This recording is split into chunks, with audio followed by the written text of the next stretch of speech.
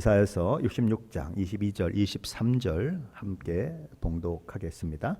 내가 지을 새 하늘과 새 땅이 내 앞에 항상 있는 것 같이 너희 자손과 너희 이름이 항상 있으리라. 여호와의 말이니라. 여호와가 말하노라. 매올 초하루와 매 안식일에 모든 혈육이 내 앞에 나와 예배하리라. 아멘. 하나님께서는 이사야서 65장 후반부에서 새 하늘과 새 땅에 대해서 말씀을 하셨습니다. 하나님의 자녀, 하나님의 백성된 자들에게 주어지는 하나님 나라에 대해서 말씀하셨습니다. 그렇다면 이 새 하늘과 새 땅에 들어갈 자격이 있는 사람들은 누구일까요? 새 하늘과 새 땅에 살게 될 하나님의 자녀들, 하나님의 백성들의 나타나는 특징 중의 특징은 무엇일까요? 그리고 새하늘과 새 땅에 참여하지 못하는 자들의 특징은 또한 무엇일까요? 우리 한번 먼저 이사야서 66장 1절로 4절 말씀인데 한번 같이 읽어보겠습니다. 1절로 4절입니다. 같이 봉독합니다. 여호와께서 이와 같이 말씀하시되 하늘은 나의 보좌요 땅은 나의 발판이니 너희가 나를 위하여 무슨 집을 지으랴? 내가 안식할 처소가 어디랴? 나 여호와가 말하노라. 내 손이 이 모든 것을 지었으므로 그들이 생겼느니라. 물은 마음이 가난하고 심령에 통회하며 내 말을 듣고 떠는 자 그 사람은 내가 돌보려니와 소를 잡아 드리는 것은 살인함과 다름이 없이 하고 어린 양으로 제사 드리는 것은 개의 목을 꺾음과 다름이 없이 하며 드리는 예물은 돼지의 피와 다름이 없이 하고 분향하는 것은 우상을 찬송함과 다름이 없이 행하는 그들은 자기의 길을 택하며 그들의 마음은 가장한 것을 기뻐한즉 나 또한 유혹을 그들에게 택하여 주며 그들이 무소하는 것을 그들에게 임하게 하리니 이는 내가 불러도 대답하는 자가 없으며 내가 말하여도 그들이 듣지 않고 오직 나의 목전에서 악을 행하며 내가 기뻐하지 아니하는 것을 택하였음이라 하시니라. 아멘. 하나님은 먼저 창조주시고 또 모든 것의 주인 되신 당신 자신을 소개하십니다. 하나님 두 가지를 말씀하시죠. 하늘은 내 보좌다. 또 땅은 내가 그 보좌에 앉아 발을 얹어 놓고 있는 나의 발판이다. 이렇게 말씀하십니다. 하늘도 땅도 하늘에 있는 것도 땅에 있는 것도 다 하나님의 창조물이요 하나님의 소유임을 선언하시는 것입니다. 2절 상반절은 그것을 다시 한번 더 강조하면서 이렇게 말합니다. 나 여호와가 말하였노라. 내 손이 이 모든 것을 지었으므로 그들이 생겼느니라. 그런 하나님께 우리가 어떤 집을 지어놓고는 하나님 내가 하나님이 거할 집을 지어놓았사오니 이곳에 사십시오 이야기할 수 있느냐 하는 것입니다. 그런 하나님께 무엇을 드리며 내가 이 모든 것을 드렸으니 하나님 나를 축복해 주십시오라고 이야기할 수 있느냐 하는 것입니다. 결론은 없다라는 것입니다. 왜요? 모든 것이 다 하나님의 것이기 때문에 그렇다는 거죠. 그래서 성전을 봉헌했던 솔로몬은 이런 기도를 하나님께 드렸던 것이죠. 하나님이 참으로 땅에 거하시리까 하늘과 하늘들의 하늘이라도 주를 용납하지 못하겠거든 하물며 내가 건축한 이 성전이오리까. 하나님을 위해서 성전을 건축해 놓고 하나님이 거기에 임재해 달라고 그는 기도하고 있지만 하나님은 그 성전에 갇힐 수 없는 분임을 그는 믿음으로 고백하며 기도하는 것입니다. 자, 그런데 그럼에도 불구하고 이 땅 가운데 하나님이 성전을 허락하신 이유는 무엇일까요? 우주보다 크신 하나님이 성전 안에 갇힐 수 없는데 왜 성전을 허락하셨을까요? 그것은 하나님의 백성이 하나님의 자녀들이 자신의 창조주요 주인 되시는 하나님을 예배하는 예배자로 세워지고 하나님의 백성답게 하나님의 자녀답게 훈련되고 성숙되어져서 하나님을 기쁘시게 하기 위함이요 또한 하나님을 알지 못하는 백성에게 기쁜 소식을 전파해서 하나님의 나라가 하늘에서 이루어진 것처럼 이 땅 가운데도 이루어지도록 하는 사명을 감당하도록 하기 위함인 것입니다. 많은 사람들이 그저 종교적인 행위만 하면 자신의 의무와 사명을 다한 것처럼 생각하곤 합니다. 그저 형식적인 예배만 드리면 할 일 다 했다고 생각하는 분들도 있고, 그저 그냥 헌금 생활 잘하는 것으로, 하나님 잘 섬기는 것으로 생각하는 분들도 있는 것입니다. 하지만 하나님은 이런 생각을 단호히 거부하시는 것입니다. 마음도 삶도 예배자로 드려져야 한다라고 말씀하시는 것입니다. 마음은 여전히 하나님의 길이 아니라 자기의 길을 따라 행하며, 그 마음에 하나님이 기뻐하는 것이 아닌 온갖 하나님이 싫어하시고 가증히 여기시는 것으로 가득 찬 상태에 있으면서 주일이라고 해서, 수요일이라고 해서 그저 하나님 앞에 예배하는 그런 모습, 나는 기뻐하지 않는다라고 하나님은 말씀하시는 것입니다. 하나님은 우리의 몸이 하나님이 거하시는 거룩한 성전이다라고 말씀하고 계시죠. 성결은 정결해야 하는 것입니다. 성전은 하나님 중심이 되어야 하는 것입니다. 그런데 그 하나님을 진정으로 창조주로, 주인으로 모시고 사는 것이 아니고, 그분 앞에 거룩한 삶으로 그렇게 응답하며 사는 것이 아니고, 그저 외적인 표현으로 나타나는 이 땅에서의 예배, 교회에서의 예배 결코 받으실 수 없다라고 경고하시는 것입니다. 그럼 하나님은 이스라엘 백성들에게 무엇을 요구하시는 것일까요? 어떤 예배자가 되기를 원하시는 것일까요? 하나님은 먼저 그들이 예배하는 예배의 그 잘못됨을 꾸짖으십니다. 그들은 하나님께 예배한다며 희생 제물로 소를 잡아 드렸습니다. 하지만 하나님께서는 마음에 자기 길을 가며 마음에 가장 것을 품고 희생 제물을 드리는 그 제사는 그저 살인하는 것과 별반 다름이 없다, 이렇게 말씀하시는 것입니다. 그들은 하나님께 어린 양으로 제사를 드립니다. 하지만 하나님의 길이 아닌 자기 길을 가며 마음에 가증한 것으로 가득 차 있는 그들의 이런 제사는 하나님 보시기에 개의 목을 꺾음과 같이 하는 것에 불과하다라고 말씀하십니다. 그들은 하나님께 각종 예물을 드리며 하나님을 예배했습니다. 하지만 하나님께서는 자기 길을 가며 가증한 마음으로 드리는 그들의 예물은 하나님께서 받으실 수 없는 부정한 짐승의 피, 돼지 피를 하나님께 드리는 것과 똑같다라고 말씀하시는 것입니다. 그들은 하나님께 분향하며 하나님을 예배했습니다. 하지만 하나님의 길이 아닌 자기 길을 가면서 가증한 마음을 품고 그렇게 분향하는 그들의 분향은 우상을 찬송하는 것에 지나지 않는다라고 말씀하는 것입니다.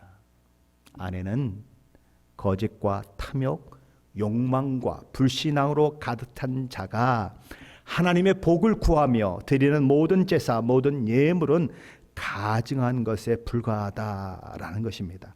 믿음이 없이 드리는 예배, 거짓된 심령과 예배에 합당하지 않는 삶을 살며 그저 종교적 행위로 드리는 예배는 하나님이 기뻐하시는 예배가 아니라 하나님으로 하여금 진절머리 나게 하는 예배다, 그렇게 얘기하는 거예요. 그러니까 개 목을 꺾는 것과 같고 살리는 것과 같고 우상에게 찬송하는 것과 똑같다라고 얘기하는 거예요. 그렇다면 하나님은 어떤 마음으로 하나님을 예배하기를 원하실까요? 이사야 66장 2절 하반절은 세 가지 마음을 가져야 한다라고 말합니다. 첫째는 가난한 마음을 갖는 것입니다.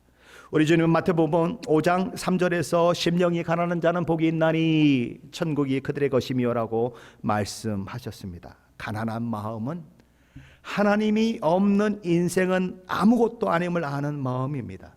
자신이 얼마나 죄인이며 자신이 하나님의 은혜와 복을 받지 않았다면 영원한 지옥 형벌에 처해질 죄인 중에 죄인임을 아는 마음입니다. 하나님을 목마르게 갈망하는 마음입니다. 하나님이 없는 삶을 사느니 차라리 죽는 것이 낫다고 고백하는 마음이 가난한 마음이에요.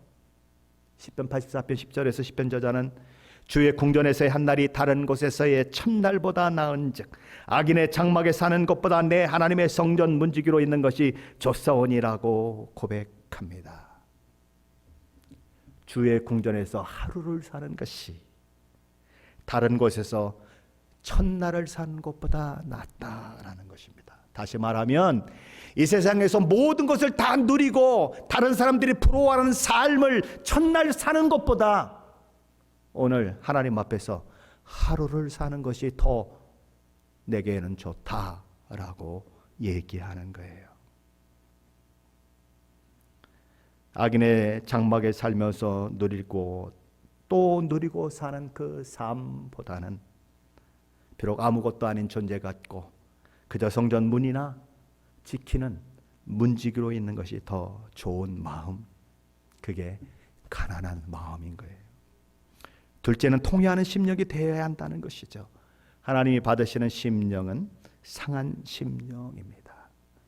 하나님 앞에 살고자 했지만 살지 못한 나의 못남들, 나의 연약함들, 매일 저녁 하나님 앞에 내려놓고 하나님, 오늘도 내가 하나님의 말씀대로 살지 못했음을 고백합니다.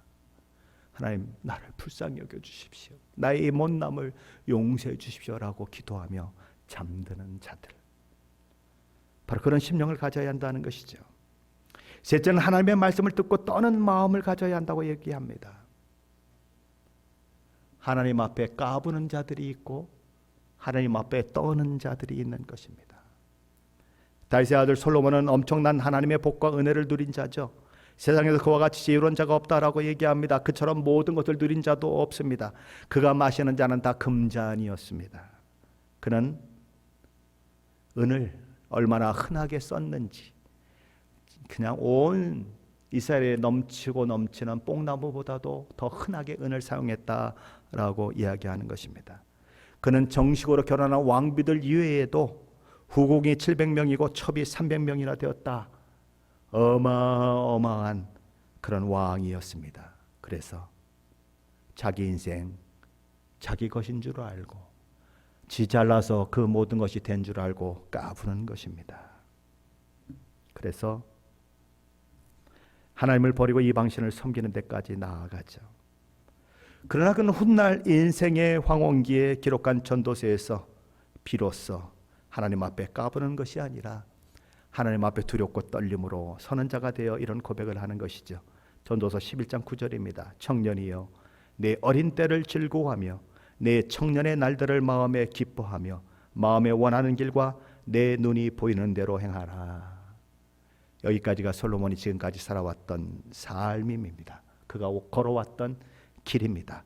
그는 자기 마음에 원하는 길을 걸어왔습니다. 자기 눈에 좋은 대로 행하며 살았습니다. 하지만 그가 놓친 것이 하나 있습니다. 그게 무엇입니까? 하나님께서 그의 삶에 대해 심판하신다는 것을 놓쳤습니다. 그러기에 그는 전도서 11장 10절 하반절 말씀을 이렇게 마무리하고 있는 것입니다. 그러나가 뭡니까? 청년의 날들을 마음에 기뻐하며 마음이 원하는 대로 내 눈이 보이는 대로 행할 수 있지만 그러나 하나님이 이 모든 일로 말미암아 너를 심판하실 줄 알라. 하나님 앞에 설 것을 생각하며 하나님 앞에서 선악간의 심판을 받을 것을 생각하며 창조주 하나님 앞에서, 왕이신 하나님 앞에서, 주인이신 하나님 앞에서 살아가는 것이 예배자라는 것입니다. 하나님이 받으시는 예배자는 바로 그런 자인 것입니다. 하나님 지금도 이렇게 영과 진리로 예배하는 자를 찾고 계십니다.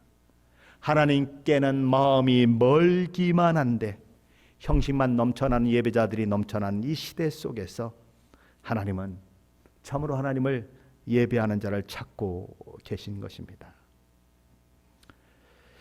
이스라엘 백성들 탐욕을 부리며 욕심을 부리며 그렇게 하나님을 형식적으로 예배했던 그들에게 하나님은 유혹을 주겠다 이렇게 말씀하십니다. 정확하게 해석을 한다면 심판하시겠다는 말씀입니다. 그들이 두려워할 뿐을 두려워하지 않고 다른 것들을 두려워하기 때문에 그 두려워한 것들이 그들에게 임하게 하겠다. 하나님이 이렇게 말씀하십니다. 그들이 하나님께 불러도 대답하지 않고 마이웨이를 고집했으니 하나님께서도 마이웨이를 가겠다라고 말씀하십니다. 하나님은 왜 그렇게 말씀하십니까? 첫째로 그들이 하나님 눈앞에서 악을 행했기 때문이다 이렇게 얘기합니다. 둘째로 그들이 하나님 눈앞에서 하나님이 기뻐하지 않는 것들을 선택하며 살았기 때문이다 이렇게 얘기합니다. 그렇다면 이런 하나님의 저주와 심판 가운데 놓여지는 자들과 달리 여호와의 말씀으로 말미암아 떠는 자들, 마음이 가난하고 통회하는 자들에게 허락하시는 하나님의 은혜와 복은 무엇일까요? 우리 5절로 6절 말씀 한번 같이 읽어봅니다. 5절로 6절입니다. 여호와의 말씀으로 말미암아 떠는 자들아 그의 말씀을 들을지어다. 이르시되 너희 형제가 너희를 미워하며 내 이름으로 말미암아 너희를 쫓아내며 이르기를 여호와께서는 영광을 나타내사 너희 기쁨을 우리에게 보이시기를 원하노라 하였으나 그들은 수치를 당하리라 하셨느니라.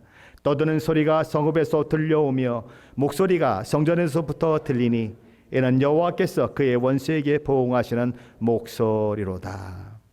여기 하나님 앞에 두려워 떨며 마음이 가난한 자들, 통회하는 자들이 있는 것입니다. 반면에 하나님 앞에 까불며 마치 하나님은 언제나 자기 편이며 자기에게 복을 주시는 분이라고 생각하며 교만해지고 자만해져서 이렇게 하나님 앞에 두렵고 떨림으로 사는 참 신자들을 박해하고 핍박하는 자들이 있는 것입니다.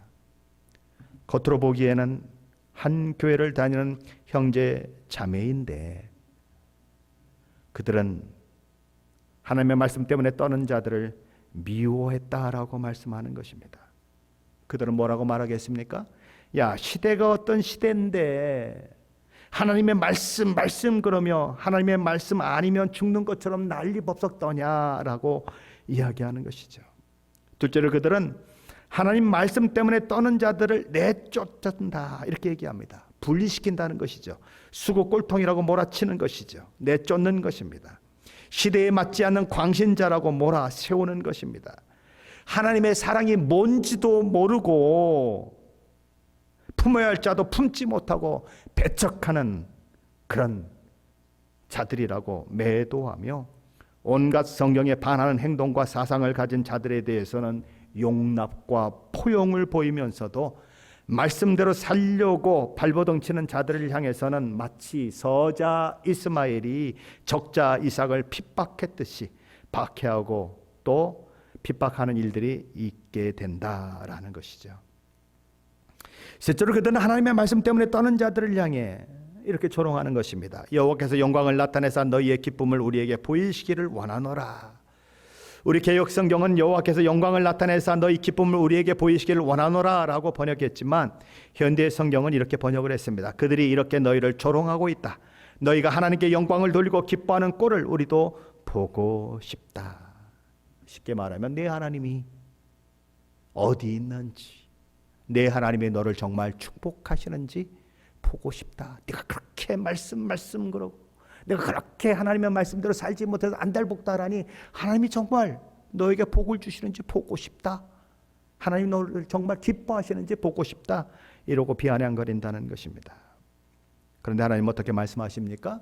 그런 위선적인 자들, 거짓 종교인들에게 수치를 당하게 하심으로 두렵고 떨림으로 하나님을 섬기는 자들의 편을 들어주시겠다라고 선언하는 것입니다. 그리고 그들이 하나님께서 그들의 원수를 갚는 소리를 듣게 할 것이다 라고 이야기합니다. 어디서 듣게 합니까? 6절 상반절은 이렇게 얘기하죠. 떠드는 소리가 성읍에서부터 들려오며 목소리가 성전에서부터 들리니. 떠드는 소리와 목소리는 다른 것입니다. 떠드는 소리는 뭡니까? 하나님 앞에 까불던 자들이 비명소리를 질러대는 소리인 것입니다. 그리고 성전에서 들려오는 목소리는 그들을 향해 진노하시는 하나님의 목소리인 것이죠. 이는 여호와께서 그의 원수에게 보응하시는 목소리로다라고 설명이 나오고 있는 것입니다. 하나님의 심판이 어디에서 시작됩니까? 하나님의 백성의 도성인 예루살렘으로부터 시작되는 것입니다. 하나님의 성전으로부터 시작되는 것입니다. 오늘날로 말하면 교회에서부터 하나님의 심판이 시작된다는 것입니다. 이어지는 7절 9절 말씀은 새하늘과 새 땅에 세워질 새 예루살렘에 대한 기록입니다. 하나님의 백성들만 위로를 받고 기쁨과 복을 누리게 되는 것이 아니라 그들이 살았고 그들이 하나님을 예배하는 성전이 있었던 예루살렘도 위로와 복을 누리게 될 것이 선언되고 있습니다. 우리 7절로 9절 말씀인데 한번 같이 읽어봅니다. 7절로 9절입니다. 시온은 진통을 하기 전에 해산하며 고통을 당하기 전에 남자를 낳았으니 이러한 일을 들은 자가 누구이며 이러한 일을 본 자가 누구이냐? 나라가 어찌 하루에 생기겠으며 민족이 어찌 순식간에 태어나겠느냐? 그러나 시온은 진통하는 즉시 그 아들을 순산하였도다. 여호와께서 이르시되 내가 아이를 갖도록 하였은즉 해산하게 하지 아니하겠느냐? 네 하나님이 이르시되 나는 해산하게 하는 이인즉 어찌 태를 닫겠느냐 하시니. 이사야서 1장에는 이 시온이 창녀로 그렇게 묘사가 되었습니다. 그런데 그 시온이 이제는 모든 사람들의 선망의 대상이 되는 이상적인 여인의 모습으로 여기 등장하고 있는 것입니다. 진통 없이 아이를 낳는 여인의 모습으로 여기 등장하고 있는 것입니다. 세상에 진통 없이 아이를 낳는 부모가 아니 어미가 어디 있겠습니까? 다 진통이 있죠.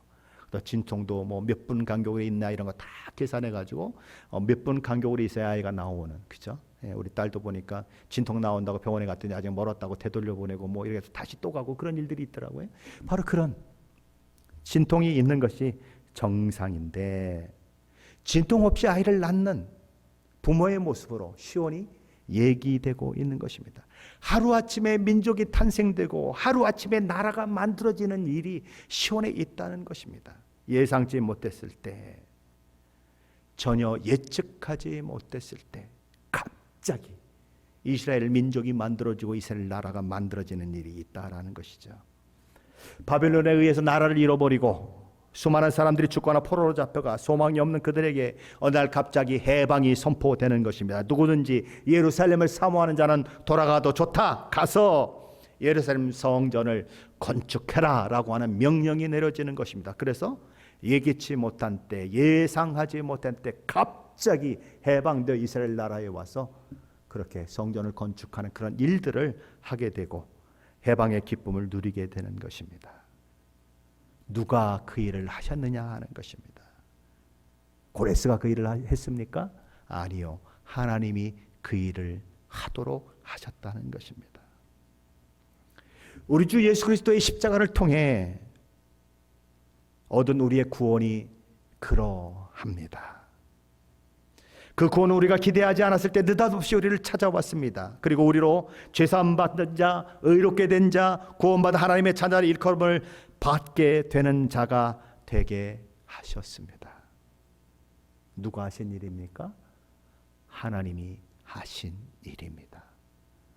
나는 우리 동네에 교회가 들어오라고 얘기해 본 적이 없습니다. 기대해 본 적도 없습니다. 그런데 어린 시절 갑자기 웬 조그마한 그런 트럭이 그 시골 동네에 들어왔습니다. 그래서 막 형들이 쫓아가서 나도 막 신기해서 막 쫓아가는데 제 걸음이 너무 늦어가지고 차가 어디로 사라졌는지를 몰랐어요. 그리고 몇 년이 지나갔습니다.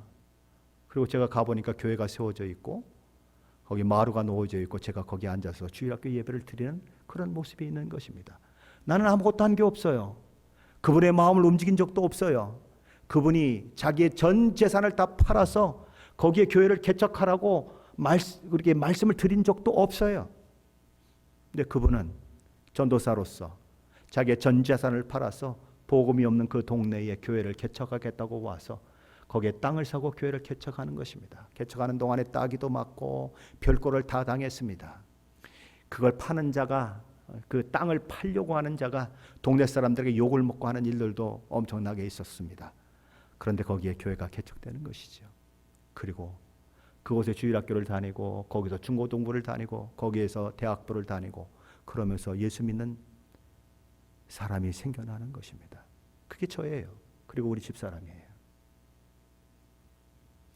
누가 하셨습니까? 하나님이 하신 것입니다. 시온으로 예표되는 그녀의 모든 삶에 풍요로움이 넘칠 것이라고 하나님 말씀하십니다.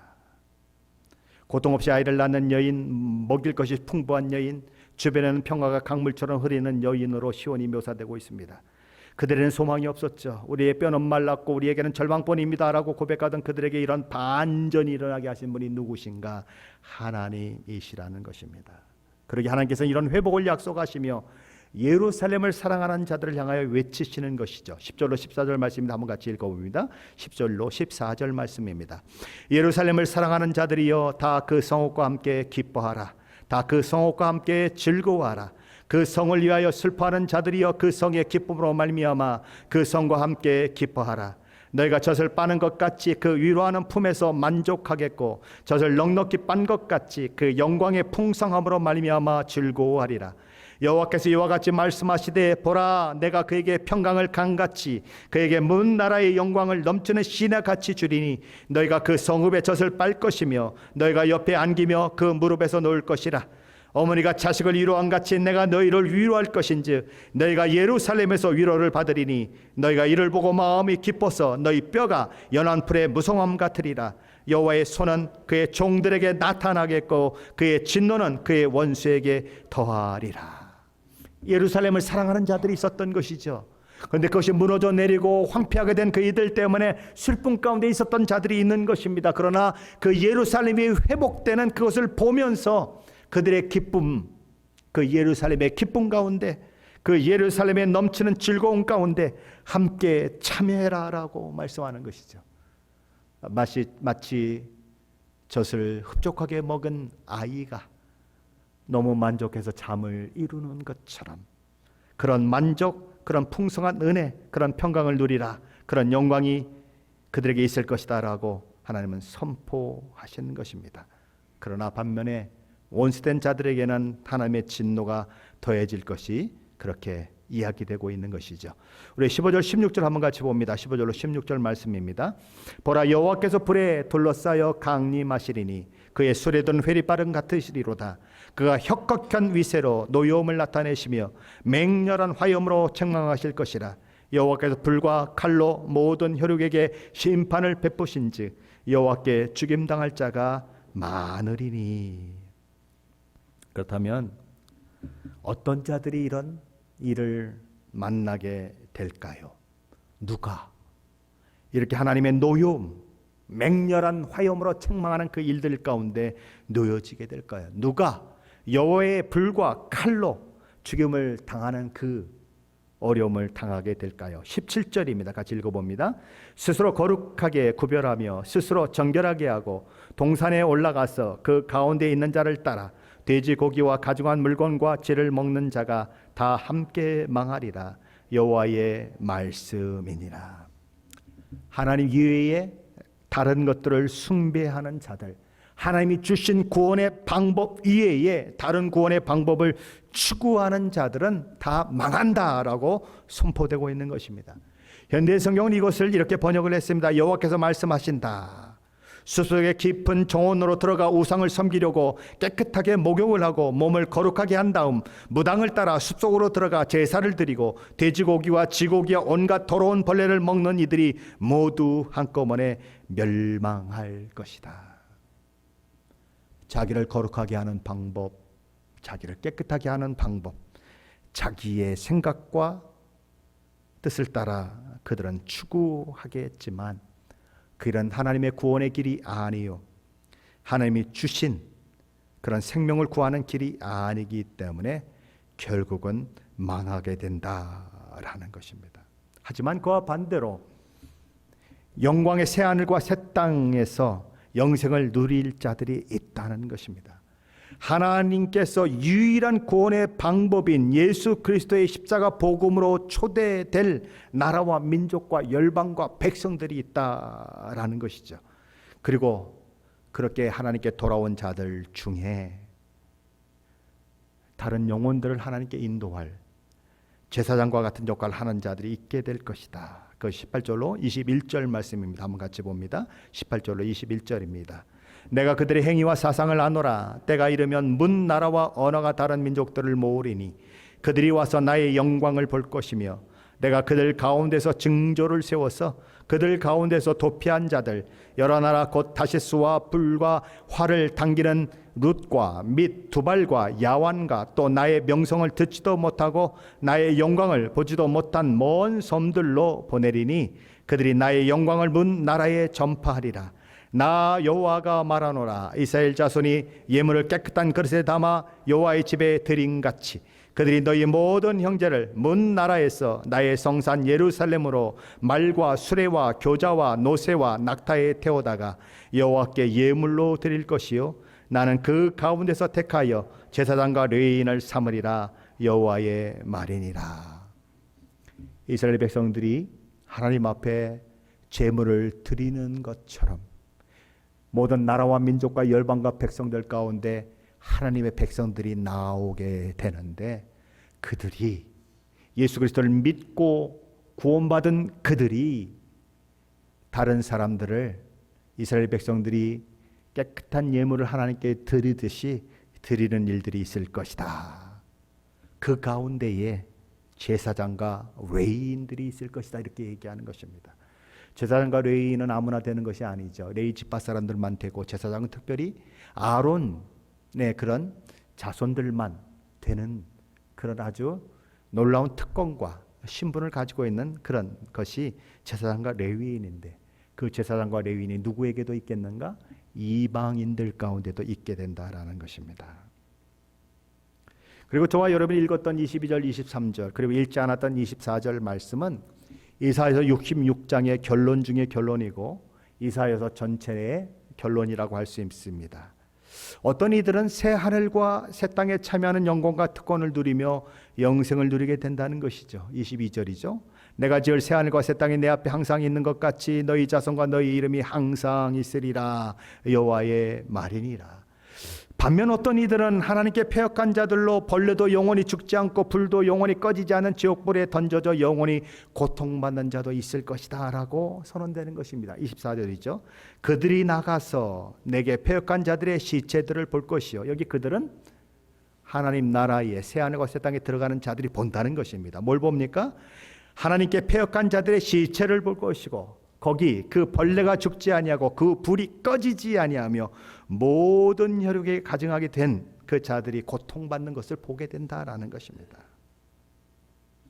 두 부류가 있다는 거예요. 새하늘과 새 땅에 참여해서 영생을 누리는 자들이 있고 영원한 불못에 던져져 벌레도 죽지 않고 불이 꺼지지 않은 그곳에서 영원히 영벌에 처하는 자들도 있다라는 것입니다.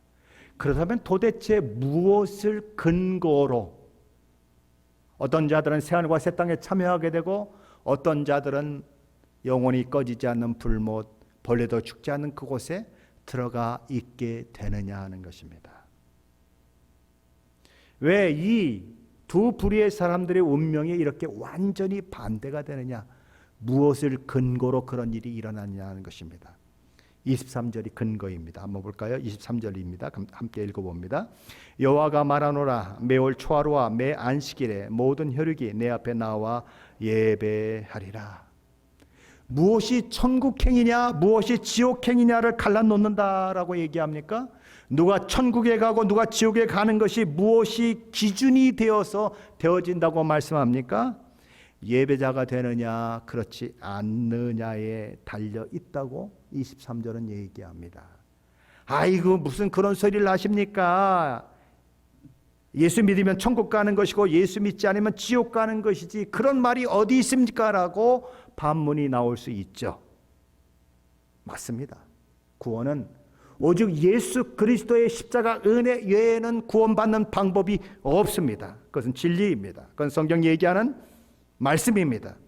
그러나 그 구원받은 삶이 가져오는 삶의 결과는 뭐냐 하는 거예요. 예배라는 거예요. 구원받은 자의 삶의 결과는 예배자가 된다는 거예요. 그 예배자가 되지 않는다면 결국 지옥이다. 그 얘기를 하고 있는 거예요. 이사야서 43장 21절에서 하나님 우리를 창조하신 목적에 대해서 이렇게 얘기합니다. 이 백성은 내가 나를 위하여 지었나니 나를 찬송하게 하려 함이니라. 왜 지었다고요? 하나님을 높여드리고 하나님을 찬양하기 위해서 지었다는 것입니다. 그렇다면 죄와 허물로 죽고 사탄의 종노를 하는 저와 여러분을 하나님은 예수 그리스도를 통해서 그분의 십자가의 죽음을 통해서 왜 구원해 내셨습니까?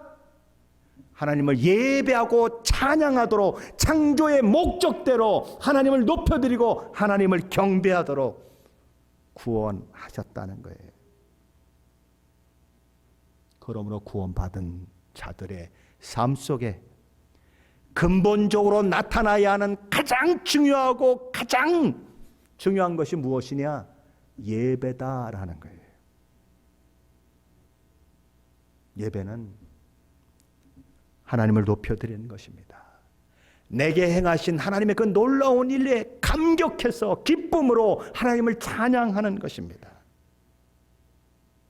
하나님께 반역하고 하나님 앞에 반항했던 우리가 예수 그리스도를 믿고 새 사람이 되어서 하나님의 말씀에 순종하고 그분을 사랑하는 자가 되어 그분을 높여드리는 것이 예배자입니다.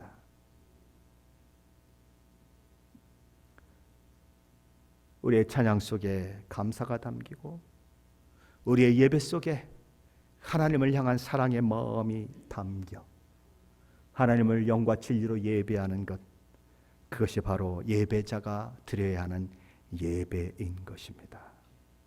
참으로 구원받은 자에게는 그런 예배의 회복이 있다는 것입니다. 예배자로 변화된다는 거예요. 하나님께 감사해서 우러나오는 찬양과 경배를 드리는 자가 된다는 거예요. 만일 내가 구원받았다고 하는데, 내가 예수 그리스도를 믿고 새 사람이 되었다고 하는데 예배의 열망이 없다, 예배가 등한시되고 예배가 전혀 들어지지 않고 예배의 감격도 없고 예배의 기쁨도 없고 감사도 없고 찬양도 없고, 이놈은 예배가 왜 이렇게 길어? 무슨 찬양이 그렇게 길어? 그런 마음이 든다. 그러면 문제가 있다는 거예요. 죄송하지만 아무리 내가 구원받았다고 외치고 소리쳐도 죄송하지만 아닐 수 있다는 거예요. 왜요?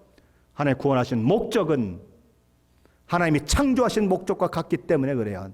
내가 이 백성을 나를 위하여 지었나니 나를 찬송하게 하려 함이라라고 하나님 분명히 말씀하셨어요.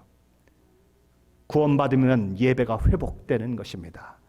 하나님이 있으면 나와보라 그래 그랬던 자가 하나님 앞에 굴복하게 되는 거예요. 하나님을 높여드리게 되는 거예요. 예배는 구원받은 자가 드리는 특징 중의 특징인 것입니다. 예수 믿는다고 하면서 그 맞다는 반응이 나오지 않는다면 어쩌면 하나님 나라의 주인공이 될 수 없는 자인지도 모르는 것입니다. 우리는 왜 선교합니까? 무엇 때문에 선교합니까? 예배가 없는 곳에 예배가 있게 하려고 선교합니다. 하나님을 알지 못하기 때문에 하나님을 향해 반역하고 하나님을 예배하지 않는 자들에게 하나님을 예배하도록 만드는 것, 그게 선교의 목적입니다. 영적으로 죽은 자들은 하나님을 예배할 수 없습니다. 죄 허물로 죽은 자들은 하나님을 예배할 수 없습니다. 사탄에 매여 있는 자들은 하나님을 예배할 수 없습니다. 이미 죽은 자이기 때문에 하나님과 영적인 교제도 안 되는 것입니다. 그런 자들이 살아나야 하는 것이죠. 그런 자들이 예수 그리스도의 복음으로 새 생명을 얻어야 하는 것입니다. 그리고 하나님과의 관계가 회복되고 화목되어서 드디어 하나님을 사랑하는 마음이 생기고 반항하는 자가 하나님께 순종하는 자가 되고, 이게 다 뭘로 되는 것입니까? 복음으로 되는 거예요. 그래서 우리는 선교하고 복음을 전하는 거예요. 새 사람이 되라고, 새로운 사람이 되어 하나님을 예배하는 자가 되라고 하는 거예요. 마음이 가난한 자, 통회하는 자, 하나님의 말씀 앞에 떠는 자, 그런 자로 저와 여러분은 예배를 드리고 있습니까? 하나님이 찾으시는 예배자는 바로 그런 예배자입니다.